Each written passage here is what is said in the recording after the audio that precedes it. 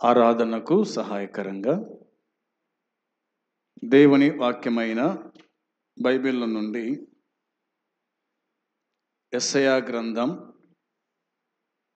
12వ అధ్యాయము 2వ వచనము చదువుకుందాం. యెషయా గ్రంథం 12వ అధ్యాయము 2వ వచనం. ఇదిగో నా రక్షణకు కారణభూతుడగు దేవుడు, నేను భయపడక ఆయనను నమ్ముకొనుచున్నాను. యెహోవాయే నాకు బలం, ఆయనే నా రక్షణకాస్పదం, ఆయన నాకు రక్షణాధారమాయెను. ఆరాధనకు సహాయకరంగా ఈ దినమందు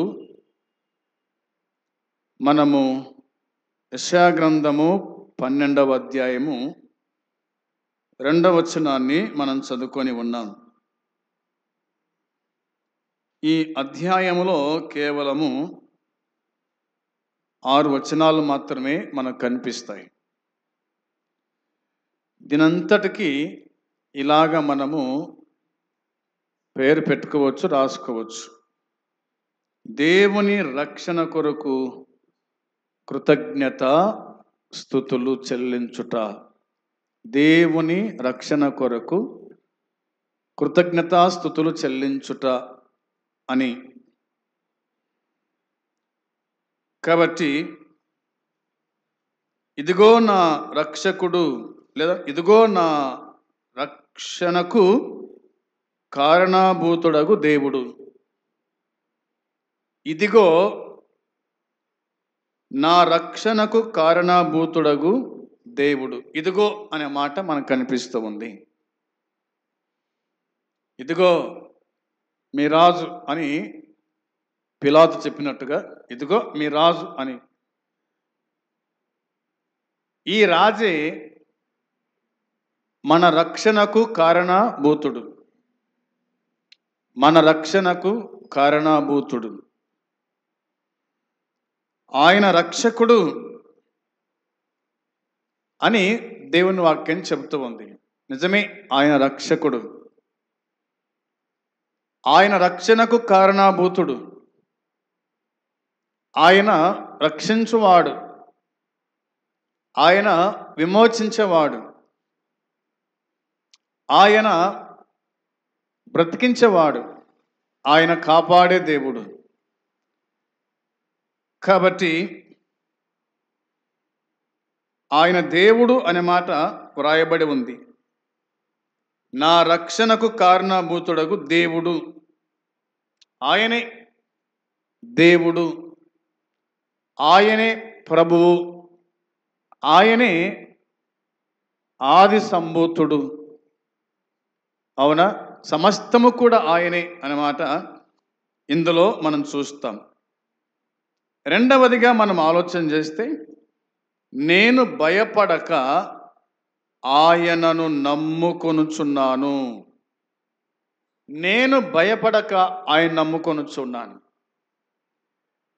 ఎందుకు ఆయన నమ్ముకున్నాడు అంటే, రక్షకుడు అంచున ఉన్నాడు కాబట్టి, రక్షకుడు సమీపంగా ఉన్నాడు కాబట్టి, ఇక నేనెందుకు భయపడాలా? నేనెందుకు బెదరాలి? ఆయన నా రక్షకుడు, నేను ఆయన నమ్ముకున్నాను. నేను నమ్మిన వాణ్ణి ఎరుగుదును అని పౌలు అన్నాడు. నేను నమ్మిన వాణ్ణి ఎరుగుదును, ఆయన రక్షించుటకు సమర్థుడు. ఆయన్ని నమ్ముకున్నాను కాబట్టి ఆయన ఏమిటో నాకు తెలుసు. గాఢంధకారపు లోయలో నేను సంచరించిన ఏ అపాయమునకు భయపడనని దావీదు అన్నట్టుగా, రక్షకుడైన యేసు, రక్షించేటువంటి దేవుడు మనతో ఉన్నప్పుడు ఇక మనం భయపడాల్సిన అవసరము లేదు. ఎందుకంటే మనం ఆయన నమ్ముకున్నాం. మూడవదిగా ఆలోచన చేస్తే, యెహోవాయే నాకు బలము అన్నమాట. యెహోవాయే నాకు బలం, ఆయనే మనకు బలం. అవునా? నీకెవరు దిక్కు అంటారు చూడండి, మనకు దేవుడే దిక్కు, మనకు దేవుడే బలము అని వాక్యములో చూస్తున్నాం. యెహోవాయే నాకు బలం, ఆయనే నా రక్షణకాస్పదము. నా రక్షణకాస్పదము ఆయనే, లేదా ఆయనే నా కీర్తనకాస్పదము అని మాట ఉంది. తర్వాత ఆయన నాకు రక్షణాధారమాయను, ఆయన నాకు రక్షణాధారమాయను. నాకు ఆధారము ఆయనే, నాకు ఆధారము ఆయనే. మనము ఆయన మీద ఆధారపడాలి. అవునా? మనము ఆయన మీద ఆధారపడితే ఆయనే మనకు ఆధారం. ఆధారం ఆధారము అనగా, ఈ బిల్డింగ్ ఏ విధంగా పునాది మీద ఆధారపడిందో ఆ విధంగా విశ్వాసులమైన మనము, దేవుని పిల్లలమైన మనము ఆయన మీద మనము ఆధారపడేవారుగా ఉండాలి అని ఈ మాట మనకు జ్ఞాపకము చేస్తూ ఉంది. దీన్ని బట్టి ఒక మాట మనము జ్ఞాపకం చేసుకోవాలి. నిర్గమకాండము 15వ అధ్యాయంలో, నిర్గమకాండం 15వ అధ్యాయము 2-3 వచనాలు మనం చూద్దాం. 2-3 వచనాలు. యెహోవాయే నా బలము, నా గానము, ఆయన నాకు రక్షణయు ఆయను, ఆయన నా దేవుడు, ఆయనను వర్ణించదను. ఆయన నా పితరుల దేవుడు, ఆయన మహిమను స్తుతించెదను. యెహోవా యుద్ధశూరుడు, యెహోవా అని ఆయనకు పేరు అని వ్రాయబడి ఉంది. ఇది మోషే కీర్తన. మోషే దేవుణ్ణి కీర్తిస్తూ ఉన్నాడు, దేవుణ్ణి కొనియాడుతూ ఉన్నాడు, దేవుని యొక్క గొప్పతనాన్ని జ్ఞాపకము చేసుకుంటున్నాడు. ఏమిటి దేవుని గొప్పతనము అంటే ఏమీ లేదు. ఎర్ర సముద్రాన్ని లేదా సముద్రాన్ని ఆయన పాయలు చేసినాడు. అవునా? సముద్రాన్ని ఆయన పాయలు చేశాడు. ఆ సైడు ఈ సైడు నీళ్లు నిలిచిపోయినాయి. ఆరిన నేల మీద ఇశ్రాయేల్ ప్రజలు ఈ చివరి నుంచి ఆ చివరకు నడిచిపోయినారు. దేవుడు వారికి గొప్ప ఆధారము, గొప్ప బలము, దేవుడు వారికి గొప్ప అద్భుతం చేశాడు, ఆశ్చర్యకార్యం చేశాడు. సామాన్యంగా నీళ్లు, ప్రవహించే నీళ్లు ఆగిపోతాయా? మనం చెప్పిన మాట వింటాయా? వినవు. దేవుడు తన పిల్లలను యువతల నుంచి అవతలకు దాటించడానికి గొప్ప కార్యం చేశాడు. రాత్రంతా కూడా బలమైన గాలి విచ్చినట్టు చేశాడు. నీళ్లు, ఆ సముద్రం దారిచ్చింది ఇశ్రాయేలు ప్రజలకు. 6 లక్షల కాలి బలం, భార్య, పిల్లలు, వీళ్ళంతా కలిపితే దాదాపుగా 20 లక్షల కాలి బలం. వీళ్ళంతా నడిచిపోవాలంటే ఎంత స్థలము అవసరమో. అవునా? ఏదేమైనా దేవుడు ఇరుప్రక్కల నీళ్లను గోడగా ఉంచి ఆరిన నేల మీద తన ప్రజలను, ఇశ్రాయేలు ప్రజలను అవతలకు తీసుకొని వెళ్ళాడు. అది గొప్ప మేలు, దేవుడు చేసిన గొప్ప ఆశ్చర్యకార్యం. ఆయన పేరే ఆశ్చర్యకరుడు, ఆలోచన కర్త, బలవంతుడగు దేవుడు, నిత్యుడగు తండ్రి, సమాధానకర్తయగు అధిపతి అని ఆయనకు పేరు.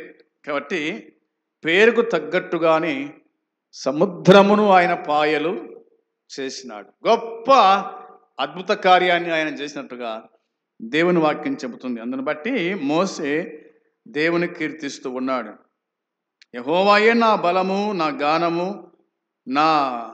ఆయన నాకు రక్షణయు ఆయను అన్నాడు.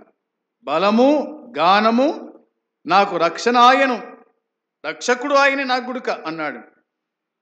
ఆయన నా దేవుడు. అవునా? ఆయన ఎవరంట? నా దేవుడు. ఆయనను వర్ణించెదను. ఆయన నా దేవుడు, నా రక్షకుడు. ఆయనను వర్ణించెదను. ఆయన గురించి వివరిస్తాను. ఆయన గురించి చెప్తాను. ఆయన గురించి పొగొడతాను. దేవుని గొప్పతనాన్ని జ్ఞాపకం చేసుకున్నాడు మోషే. ఇంకేమనంటే ఆయన నా పితరుల దేవుడు, ఆయన మహిమను స్తుతించెదను అని ఉంది. ఆయన నా పితరుల దేవుడు అనగా అబ్రహాము, ఇస్సాకు, యాకోబుల దేవుడు అని పితరులను జ్ఞాపకం చేసుకుంటున్నాడు. పితరుల దేవుని కూడా జ్ఞాపకము చేసుకుంటున్నాడు. దేవుని జ్ఞాపకం చేసుకున్నట అనే మాట మనకు దేవుని వాక్యం గుర్తు చేస్తూ. ఇంకేముంది బైబిల్లో అంటే యెహోవా యుద్ధశూరుడు, యెహోవా అని ఆయనకు పేరు. ఆయన యుద్ధశూరుడు అనే మాట వ్రాయబడింది. తన పిల్లల పక్షమున యుద్ధం చేసేటువంటి దేవుడు, రక్షణ కలిగించే దేవుడు, రక్షించే దేవుడు అని మనము ఈ వచనాల్లో మనము చూడగలుగుతూ ఉన్నాం. ఇంకా బైబిల్ మనం పరిశీలన చేయగా దేవుని వాక్యం మనకి ఇలా చెప్తుంది చూడండి. కీర్తనల గ్రంథము 83వ కీర్తన 18వ చరణం. 83వ కీర్తన 18వ చరణములో రాయబడిన మాట, యెహోవా అను నామము ధరించిన నీవు మాత్రమే సర్వలోకములో మహోన్నతుడవని వారెరుగుదురుగాక అని ఉంది. ప్రియమైన సోదరి సోదరులారా, ఈ 18వ వచనం మనం జ్ఞాపకం చేసుకున్నప్పుడు ఆసాపు ఈ కీర్తన రాశాడు. ఆసాపు పలికినటువంటి ఈ మాటలు ఏమిటంటే, యెహోవా అను నామము ధరించిన నీవు మాత్రమే సర్వలోకములో మహోన్నతుడవని అన్నమాట. సర్వలోకములో ఆయనే మహోన్నతుడు అని రాయబడింది. మహోన్నతుడు, మహాదేవుడు అన్నమాట ఉంది కదా. తీర్థ పత్రికలో మనం చూస్తాం. ఆయన మహాదేవుడు, మన రక్షకుడగు యేసుక్రీస్తు. ఆయన మహాదేవుడు అని దేవుని వాక్యం చెబుతుంది. అదేవిధంగా నీవు మాత్రమే సర్వలోకములో మహోన్నతుడవు అని రాయబడింది. ఆయన మాత్రమేనంట. ఆయన మాత్రమేనంట. నిజమే కదా. ఆయన మాత్రమే సర్వలోకముల గుడక మహోన్నతుడగు దేవుడు. ఆయన మహోన్నతుడగు దేవుడు అనే మాట ఇందులో మనము చూస్తూ ఉన్నాం. చూడండి, 92వ కీర్తన 8వ చరణం కూడా చూద్దాం ఒకసారి. 92వ కీర్తన 8వ చరణములో, యెహోవా నీవే నిత్యము మహోన్నతుడవుగా నుందువు అని ఉంది. యెహోవా నీవే నిత్యము మహోన్నతుడవుగా ఉందువు. నిత్యం ఉండే దేవుడు. అవునా? ఆయన మహోన్నతుడు, నిత్యం ఉండే దేవుడు.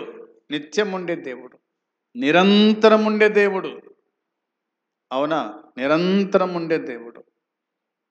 ఆది యందు ఉన్నాడు, కృపకాలములో ఉన్నాడు, అంత్యకాలములో కూడా ఆయన ఉంటాడు. ఆయన ఆది సంభూతుడు.